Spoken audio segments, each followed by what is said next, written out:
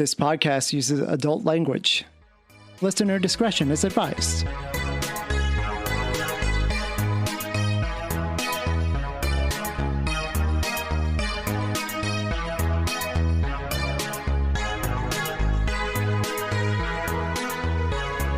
This is Kevin.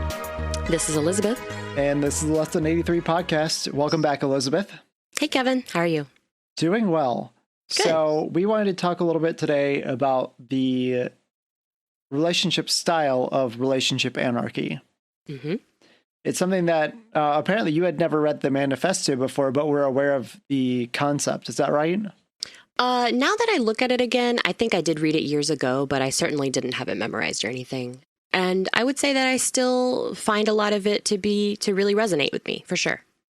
Yeah, I was surprised because based on the way in which people who self-described as relationship anarchists that I knew had such a different way of handling their relationships, I thought that relationship anarchy might not be something that I would ever be able to enact in my own relationships.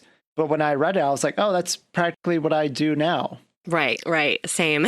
Yeah, I think it seems like it's more nebulous than it is, but I think that's the point, as we'll get into, is like, it's a choose your own adventure, right?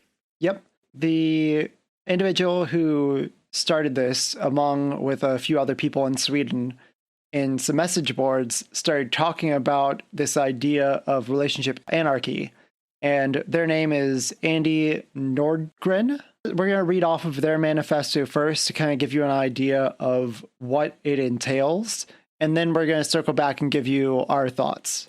Why don't I just go ahead and rundown of the points.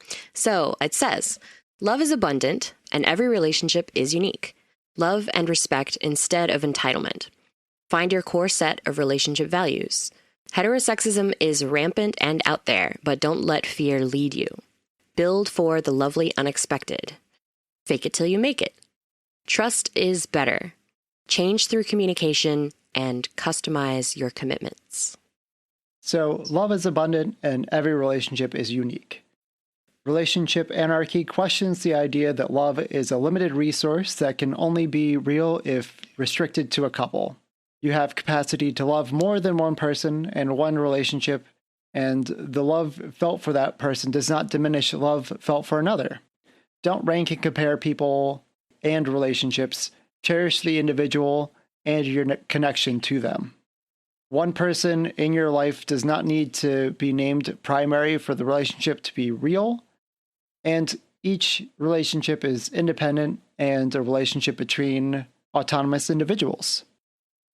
Love and respect instead of entitlement. Deciding not to base a relationship on a foundation of entitlement is about respecting others' independence and self-determination.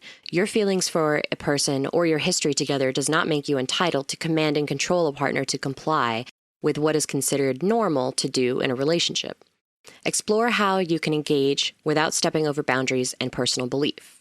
Rather than looking for compromises in every situation, let loved ones choose paths that keep their integrity intact without letting this mean a crisis for the relationship.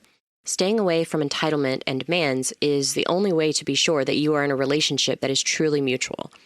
Love is not more real when people compromise for each other because it's part of what's expected.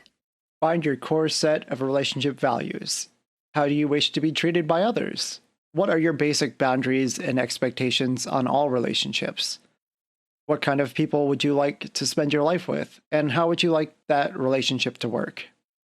Find your core set of values and use it for all relationships. Don't make special rules and exceptions as a way to show people you love them for real. Heterosexism is rampant and out there, but don't let fear lead you. Remember that there is a very powerful normative system in play that dictates what real love is and how people should live. Many will question you and the validity of your relationships when you don't follow these norms. Work with the people you love to find escapes and tricks to counter the worst of the problematic norms. Find positive counterspells and don't let fear drive your relationships. Build for the lovely unexpected. Being free to be spontaneous, to express oneself without fear of punishment or a sense of burdened shoulds, is what gives life to relationships based on relationship anarchy. Organize based on a wish to meet and explore each other, not on duties and demands and disappointments when they are not met. Fake it till you make it. Sometimes it can feel like you need to be some complete superhuman to handle all the norm breaking involved in choosing relationships that don't map to the norm. A great trick is the fake it till you make it strategy. When you are feeling strong and inspired, think about how you would like to see yourself act. Transform that into some simple guidelines and stick to them when things are rough. Talk to and seek support from others who challenge norms, and never reproach yourself when the norm pressure gets into the behavior you didn't wish for. Trust is better. Choosing to assume that your partner does not wish you harm leads you down a much more positive path than a distrustful approach where you need to be constantly validated by the other person to trust that they are there with you in the relationship. Sometimes people have so much going on inside themselves that there's just no energy left to reach out and care for others. Create the kind of relationship where withdrawing is both supported and quickly forgiven, and give people lots of chances to talk, explain, and see you be responsible for the relationship. Remember your core values and take care of yourself, though. Change through communication. For most human activities, there is some form of norm in place for how it's supposed to work. If you want to deviate from this pattern, you need to communicate. Otherwise, things tend to end up just following the norm, as others behave according to it. Communication and joint actions for change is the only way to break away. Radical relationships must have conversation and communication at heart. Not as a state of emergency, only brought out to solve problems. Communicate in a context of trust. We are so used to people never really saying what they think and feel that we have to read between the lines and extrapolate to find out what they really mean. But such interpretations can only build on previous experiences, usually based on the norms you want to escape. Ask each other about stuff and be explicit. Customize your commitments. Life would not have much structure or meaning without joining together with other people to achieve things. Constructing a life together, raising children, owning a house, or growing together through thick and thin. Such endeavors usually need lots of trust and commitment between people to work. Relationship anarchy is not about never committing to anything.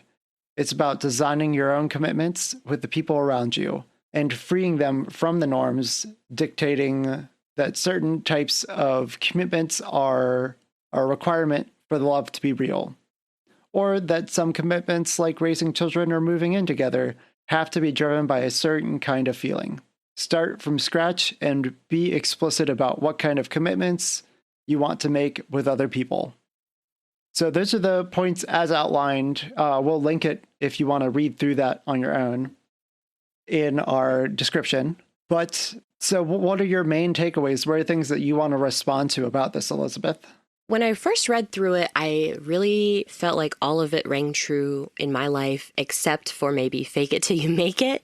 Although I do employ that for sure. And I think there's a certain level of like manifestation magic in that, whatever that means to individuals. But fake it till you make it can work, but not, I would just maybe throw in the caution of don't try to force yourself to appear happy with a dynamic if it's not suited to you. And I'm sure that they took that into account as well. So don't fake that you're content in a dynamic that isn't going well for you without trying to change. But I love all of it, really. I like that it addresses heterosexism and heteronormativity. I think that queer relationships inherently go against the heteronormative dynamic in society. So, queer people are already pretty used to like, okay, who does what? How does this relationship work? Because we don't have normative gender roles to fall back on. So I like that they included that. What about you? Yeah, I mean, I was going to say something similar in that it almost feels like they're not even talking about heterosexism or heteronormativism as we talk about it today. And that's almost just as applicable to what I would call default culture of the default that we all kind of live under. Even people like me who are heterosexual and polyamorous, we're definitely not fitting the mold for what, Right. what is considered normal or in these Very types true. of relationships. Which one was your favorite? So I really love the change through communication. I was going to say that. We're going to probably in the next episode or two be talking about nonviolent communication, which has been a really big, important thing in my life. And going and listening to the audiobook from Marshall Rosenberg has been really eye-opening and has really made me feel very validated in the way in which I've been unconsciously living my life in a similar manner into which he lives his life. And a lot of that is focused around empathic communication and expressing your needs and finding the needs of others. That's awesome. Is there anything that you feel like outside of the fake it till you make it that maybe you would want to tweak or change or push against? I don't think so. I really like it. I've always felt sort of drawn toward what I've perceived as the idea of relationship anarchy from my RA friends who talk about it. And, just the concept, I feel like it's almost like some people might consider it like the purest form of ethical non-monogamy because it breaks down any perceived structure. There's no room for unicorn hunting. There's no room for any kind of potentially hurtful hierarchies or, it's as I'm understanding, each relationship is unique, which is what I always say. And that means that each relationship deserves individual attention towards how it's built, how it's maintained, how it changes, and how compatible those people are. So I don't know, other than fake it till you make it with that minor addition I would add, I wouldn't change it probably. Mm-hmm. I like it. So I think my overall idea of relationship anarchy is oftentimes wrong because even after learning and relearning and experiencing it in the people in my life that follow relationship anarchy as their preferred relationship style, I always feel like there's this idea of less commitment, and it's much more about customized commitment. And I always, that is how I run my relationships. Intentionally or not, it's always about making sure people are on board with what I'm trying to do with them, and sometimes what I'm trying to do to them. But right. But like the consent and the understanding and the being overt about those things are part of what I live in my life is like radical honesty of just being as honest as I can be without being a dick. Yeah, you can be honest and be compassionate at the same time. Yeah, absolutely. I think one of the ways that polyamory tries to push back against the mononormative narrative that says that we can't possibly be committed in our relationships if we have more than one is that we do. We are. Like, I've had, 2 different relationships that were each 11 years long, and they ran concurrently. That's a pretty long commitment, I feel. And to me, that the relationship anarchy idea of customization makes plenty of sense because we can be as committed as we want to our partners as long as we're on the same page with them about what kind of commitment we want. And not everybody wants to live together 24/7 or have kids together or follow any of that relationship escalator. So as soon as you jump off the relationship escalator, you really can choose your own adventure in that regard, I feel, and, customize your commitments, which is the final point of the manifesto. And I really like it. So maybe to give context to people who aren't familiar with the term relationship escalator.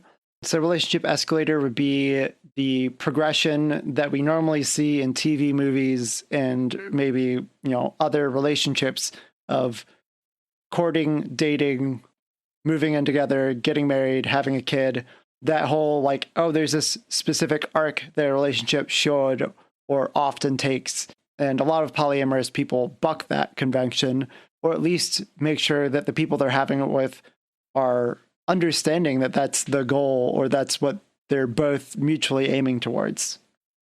Exactly. The mononormative culture, default culture, as you say, definitely looks down on people who are I don't know, if you dated someone for 15 years and your parents might eventually be like, why are you not married? Because people expect that relationship escalator. It's in all the rom-coms, it's in every dang mononormative relationship on TV, like you said. So yeah, I think poly people inherently tend to buck that, because even if we do want to follow some of those steps, it might not be all those steps, and it might not all be with the same person.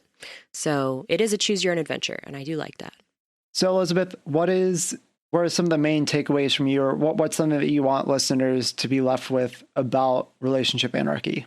I would recommend people look into it, at least read the manifesto. It won't take much time. And I think that a lot of these points can be beneficial even in monogamous relationships, you know? Oh, definitely.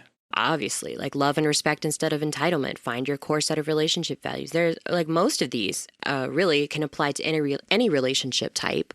And I think they're all healthy ways to really be conscientious and mindful, thoughtful about how you build and maintain and change your relationships. So I think it's a great manifesto. I wouldn't let people get scared off by the word anarchy. Some people don't love that, but I think it really suits it, because anarchy in this sense is definitely about like breaking down the system that we perceive and building it from the ground up the way we want. Yeah, and it's not even fully exclusive to your romantic relationships. Oh, no. This is a rubric for all relationships. And I think it's just more pronounced in default culture to have monogamy as the cornerstone. And so therefore, this was like, it seems very pointedly aimed at changing people's minds, changing people's opinions about what can be a real relationship, and to have somebody expressly state, it can be a valid and real relationship with real love involved without you having to prove it in one specific way. The way in which you can show love and feel loved are as varied as there are number of people on the planet. Right. And I think that's one of the best things about love and romance and relationships, like all of our relationships, not even just our romantic relationships. Mm-hmm. Yeah, I definitely agree. I think this applies to friendships too, because why wouldn't you want to have a core set of values in your friendships as well? You know, like if you don't see eye to eye on things for morality reasons or something, that's probably a deal breaker, even in a friendship. And I think relationship anarchy probably challenges the idea that romance is above platonic friendships, because it's not inherently, in my opinion at least. Maybe that's kind of a relationship anarchy way to think about it. But I've always valued my friendships really highly. And just because I'm not dating them or, having a physical relationship with them doesn't mean that they're like lesser necessarily, Yeah. Well, thank you so much, Elisabeth. I wanted to take a brief moment to remind people that we have a YouTube channel. It just has a version of the audio podcast. If you're sent to our podcast through our website, we're also available on every podcasting platform, Spotify, iTunes, wherever you get your podcasts. We're there. So feel free to subscribe to us there, and look forward to talking with you next week, Elisabeth.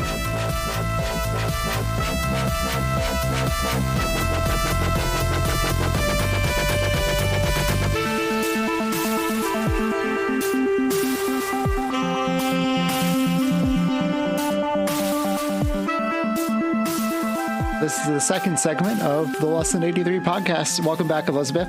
Hello. So we found a question that you and I really wanted to try to tackle, or at least respond to a little bit. Yeah. So I'm going to summarize what this person had written out. For years, I always thought there was something wrong with me. Even if I was happy in a relationship, I would still find myself wanting emotional connections with others. And occasionally people would come into my life that I would just spark with. I would always still love my significant other, but then I'd question my intentions and decide that obviously I must not love them anymore. Mm-hmm. And I was also very religious. Mm-hmm. I got divorced recently and really started to figure myself out. I do have a child from my previous marriage. I started seeing my new fiance, and he and I both say that we are pretty much monogamous because I really thought I was. My fiance is the best partner. We rarely fight, and he meets most of my needs. Life is good. And then we get engaged, move in together, and start to blend our life. And now I start having those urges again. And that's when I'm starting to realize that maybe I'm not monogamous. I plan to divulge this information to my significant other, but I'm not sure with what expectations, if any.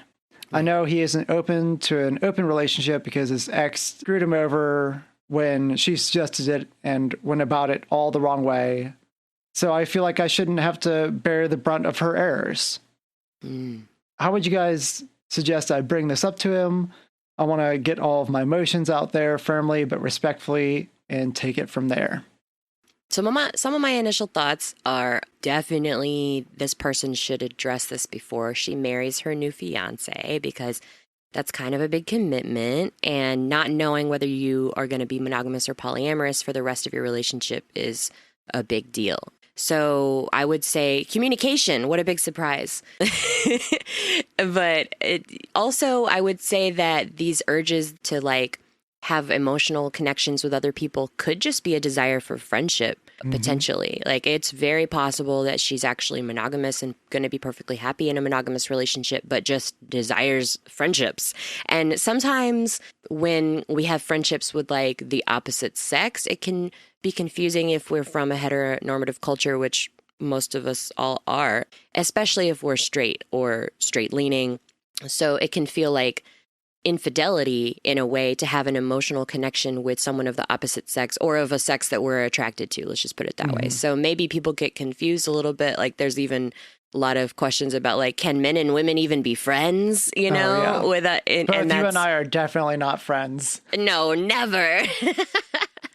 Yeah. So it could just be that she just wants to have deep, multiple friendships, and there's obviously nothing wrong with that. But it can be tricky to figure that out because there is obviously overlap between friendships and romantic relationships. We do a lot of the same things together. At least I do. Hang out with my friends, talk to my friends, spend time with my friends. I do all that with my partners too, even snuggle or whatever. It depends. And the thing I like about polyamory is that it's a choose your own adventure, and you get to build those relationships individually depending on your overlapping desires for that relationship. So it could be sexual, non-sexual, whatever, shared hobbies and whatnot. But yeah, those are some of my initial thoughts. I want to hear yours too, obviously. So the setup for this is very similar to how I figured out I was polyamorous.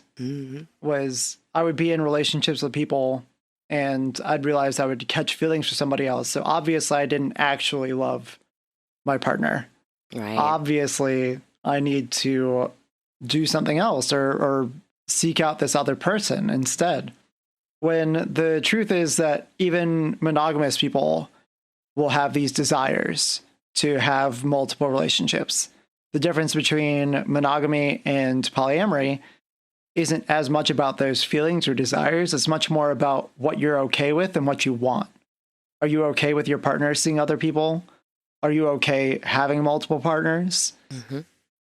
Even if you're just having some feelings for somebody else doesn't delegitimize your relationship or your feelings for other people. Right.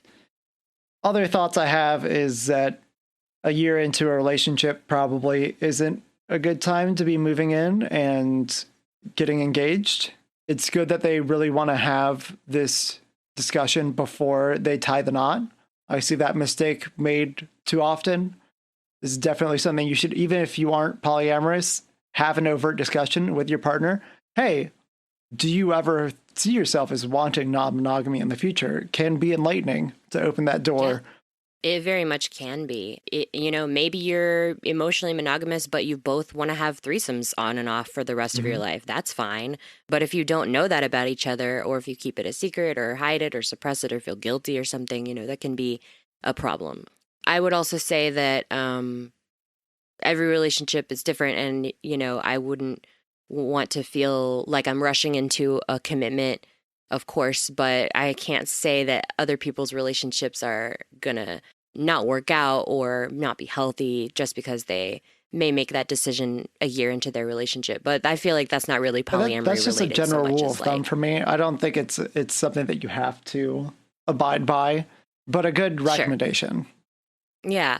Also, something you mentioned earlier about like catching feelings and feeling like clearly, this is not ideal for your relationship, maybe if you're in a monogamous situation, I would point out that like, just because it's like when people assume that bisexuals are cheaters, right? Like that's sort of an ongoing trope about bisexuality. I'm pansexual, so I feel like from my perspective, I've heard a lot that like, oh, you can't possibly be monogamous because you're bi, and that makes no sense, because it's not like monogamous people who are straight, for example, stop all attraction to the entire other gender just because they get into a monogamous or committed relationship in some way. You know, even monogamous heterosexual people can have attraction to other folks regardless of their relationship structure, because that doesn't stop. Like there's no reason that it would. And so, yeah, you're right. Having that thought or potential desire to connect with other people doesn't necessarily make you polyamorous, because it's about what you're willing to do regarding like your relationship structure, not so much your fantasies or desires. So yeah, I would say that this could kind of go either way. I feel like it's possible that she's just feeling friendship emotions that she wants to pursue and doesn't, and feels guilty for some reason. Maybe she's straight and she's falling into friendship feelings with male friends and she's confusing that with a romantic relationship. Or it's possible that she is polyamorous. Like you said, this is kind of how you got started into polyamory. Or even just monogamous with desires to have other relationships. That's not an uncommon feeling to have. Sure.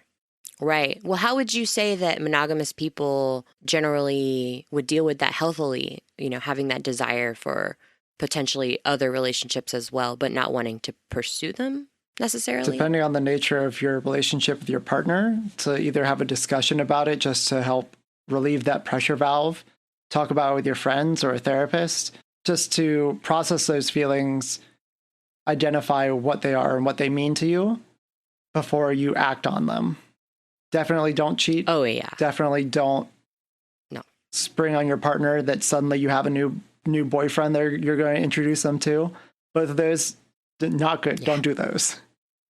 Nope, not good. And cheating, as we define it, is breaking the agreed upon boundaries of your relationship, period. And that applies to monogamy, polyamory, everything. Like, it's, you know, for some people, an orgy is not cheating. And for some people, watching porn is cheating. So it just depends on your agreements with your partner. But if you don't have those discussions, how will you know? So again, communication. Yeah. And one of the things that she had said that both you and I kind of disagreed with each other a little bit about was that I know he isn't open to an open relationship because his ex screwed him over with how they went about their non-monogamy in the past.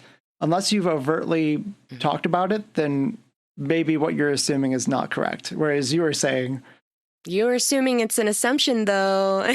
And I said that, you know, she says, I know, and she has details about, you know, how her partner's ex screwed him over. It sounds like maybe she took the open relationship in a non-consensual direction or something. And because she has those details, it seems to me like they've already had that discussion. And because she says, I know he's not open to open relationships, it makes me feel like maybe she does know. My read on it, and maybe this is just based on my experiences, that at most a quarter of the people that say, I know X about my partner, have had an overt conversation. 3/4 of the time, it is much more, I know because I've made this assumption based on something else they've told me. And that's not a reliable gauge for whether somebody actually feels or thinks a certain way. It's something that we put ourselves into other people. And we have to do this all the time to understand what other people are doing based on inference, because we can't talk out every single detail. And that's not the way our brains work.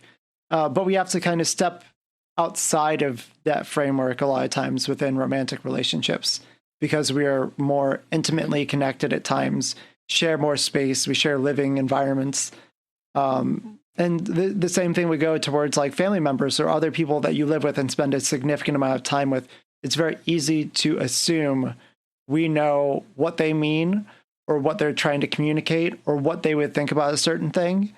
But more often than not, it can be incorrect. I know several people who have very healthy non-monogamous relationships now because one of them had the balls to bring it up And the other one was like, oh my God, Right. I've wanted to talk to you about this forever. I'm really glad that you're interested in this Right. because I didn't want to bring it up. Right. You can't have these important discussions if you don't have these important discussions. You got to communicate. So it's the number one rule of polyamory for me, and something we definitely harp on. And people do make a lot of assumptions. You're definitely right about that, especially in a culture that assumes that we are all in straight, monogamous, permanent relationships. And that's certainly not the case for everybody. So I feel like polyamory inherently breaks down those norms. And we talked about the relationship Anarchy manifesto recently, and it explicitly talks about like basically queering the idea that heteronormativity is the required default, you know, whether or not you are. It's the prevailing cultural norm. Right. Yeah. So kind of like stepping outside of those assumptions. And you're right. I've definitely said things like, I'm sure so-and-so meant blah, blah, blah, when I'm not sure. I am making an assumption. So you're right on that. I will give you that. Now, the crux of the issue is how would we recommend they approach this with their partner? I think the best way is to unpack what happened with their last relationship, clarify exactly how they feel about ethical non-monogamy, express my own wants or desires if I were in their shoes, and sit back and listen to my partner. Yeah, I would go into it for sure addressing the problematic relationship from the past. I would probably sit down sober. Yes. And be like, hello, beloved. Everything got real intimate all of a sudden. Yeah, hello, Kevin. And, say something along the lines of, I recognize that you were hurt by your ex because she did XYZ when you attempted an open relationship, but that is not what I want to do. I want to do it ethically, healthily. Well, they don't even know they want to be non-monogamous because they've never done it. Right. But I think putting his fears to rest is an important part of it, you know? So whether or not she knows if she wants to pursue polyamory, I think addressing the pain that he's experienced in the past, that he relates to it, is important. I mean, I even took a break briefly from polyamory after a toxic poly situation because I had such a bad taste in my mouth about it. And it had been my main poly experience up to that point. So this was many years ago, over a decade ago. But, I asked my partner at the time, I was like, when I think about polyamory, I think about my abuser, and I don't want to feel that way. So let's take a break if that's okay. And he was fine with that. And we did. And then we got back into it once I healed a bit more. But, so it depends. And you can be hurt by any type of relationship, poly or monogamous, of course. So it's not always about cheating or boundary breaking. But if you equate open relationships with crossing boundaries, then it can take a little while to heal from that and realign your brain to realize that it's not always like that. It's also a good idea to read up some of the common literature, like Ethical Slut, or listening to our podcast in whole. Yeah. We have all of 15 episodes probably by now at the time of this release. I'd recommend doing a little bit of your homework, finding things that really resonate with you about ethical non-monogamy, or that you feel like would be good responses to some of the circumstances. Definitely. The research is important. Be like, I'm willing to make these promises the way these people laid it out because this makes sense to me. Yeah, I agree. Doing the research is like practically a kink for me. So, research. Do some reading. Check out polyamory subreddits and whatnot. Read some polyamory books, some blogs. It's everywhere on the internet, honestly. So just type in polyamory in Google and you'll find some communities online, maybe even local.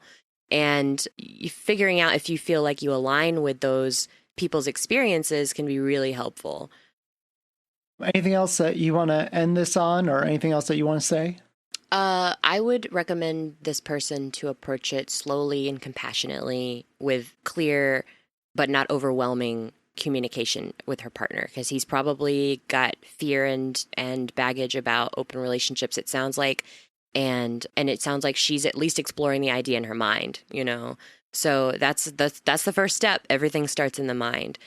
So, just take it slow, be clear, be compassionate, and recognize that it's possible that he will say, no, I want to be monogamous forever. And at that point, she needs to make a decision, because I hear that a lot, but mono-poly relationships, relationships between monogamous and polyamorous people are totally possible. And there is literature about that on the internet as well. But it's not always going to be compatible, because sometimes people don't want their partners to date other people. and sometimes people really require that as an option, at least in their life. So I would say that she should keep an open mind and ask him to do the same.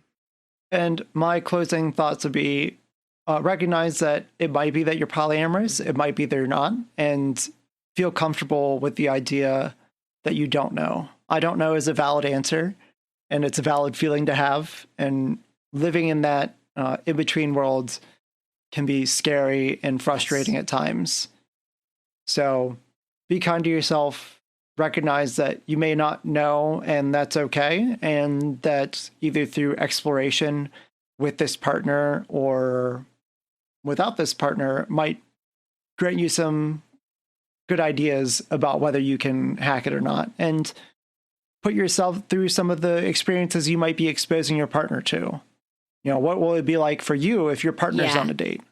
What will it be like for you when your partner is very excited about somebody that's not you? Those things, they can be very hard to handle, and they can be kind of hard to deal with, especially in the beginning. Yes. But for people like me and you, it becomes almost a non-issue. Definitely. And I agree that putting yourself in your partner's shoes in the future is very important, because a lot of people get into the idea of polyamory at first and think only about, I get to have 3 girlfriends, and they don't think about their girlfriends having several boyfriends or whatever, so they don't think about the other side as clearly as they think about their excitement and their fantasies. So definitely consider it from both sides, because a healthy polyamorous relationship, in my opinion, allows everyone the freedom to date other people and not just one person, because that's more like a harem. Yeah, and it's not like your partner will be forced to date other people, but even in mono-poly relationships, my general guide is that the monogamous partner be allowed to expand out and date other people if they want to. If they want to. Not that they should feel pressured to, or that it's right or good for them to, but allowing them that freedom, that knowledge that if they want to, they can, is really validating, because we carry this identity as monogamous in us for however long until we break free of it or change it willingly. And that can be hard to cast off and very easy to pigeonhole yourself as like, oh, I am monogamous. Monogamous is who I am. Sure. And then when you get into a circumstance, you realize like, oh, my partner is having a lot of fun, and I have this cute person over here I want to ask out on a date, but I can't because I'm the monogamous one. Right. Just allowing yourself or your partner that freedom. Yeah, freedom for expansion. I completely agree. And that's the thing about polyamory I like the most, is that I'm not boxed in. I don't have to stick to one partner, because that doesn't mean that I don't love them. Options, freedom. All right, everybody. Well, hopefully that helps you out, listener. Bye. Bye.